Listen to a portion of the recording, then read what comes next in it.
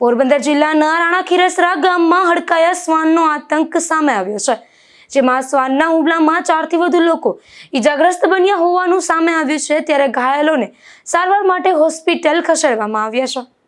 રાણા ખીરસરા ગામમાં હડકવા ઉપડેલા એક રખડતા શ્વાને લોકોમાં ભયનો માહોલ સર્જી દીધો છે। આ ગામમાં માર્ગ પરથી પસાર થઈ રહેલી એક યુવતી પર શ્વાને અચાનક પાછળથી હુમલો કરી તેને ઈજાગ્રસ્ત કરી હતી। ઈજાગ્રસ્ત યુવતીના જણાવ્યા મુજબ આ શ્વાને માત્ર તેના પર જ નહીં પરંતુ ગામના અન્ય 10 થી 12 જેટલા લોકોને પણ કરડ્યા હોવાનું જાણવા મળ્યું છે।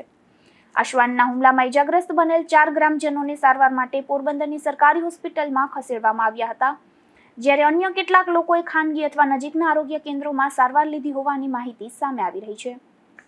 મારું નામ મકવાણા માધવી છે। હું રાણા ખીરસરા ગામમાં રહું છું। હું રાતના મારા દાદાના ઘરે ગઈ હતી, ત્યારે પાછી આવતી હતી ત્યારે રસ્તામાંથી પાછળથી અચાનક જે કૂતરું હતું ને પાછળથી આવ્યું અને મને વીખી નાખ્યું।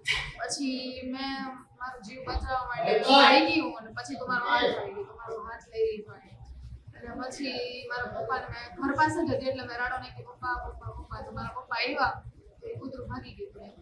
બીજા કુલ કેટલા લોકોને કર્યું છે? મિનિમમ મોર્નિંગમાં 5-6 જણાને કર્યું હતું, રાતના કર્યું હતું, અંદાજિત 12-13 જણા।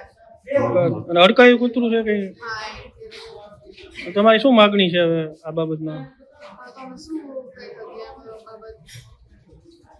આ હડકાયા શ્વાનના આતંકને પગલે ગ્રામજનોમાં ભયનો માહોલ જોવા મળી રહ્યો છે।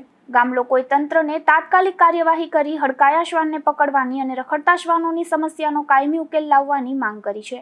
નિપુલ પોપટ સાથે અશોક થાનકી, ગુજરાત ન્યૂઝ, પોરબંદર।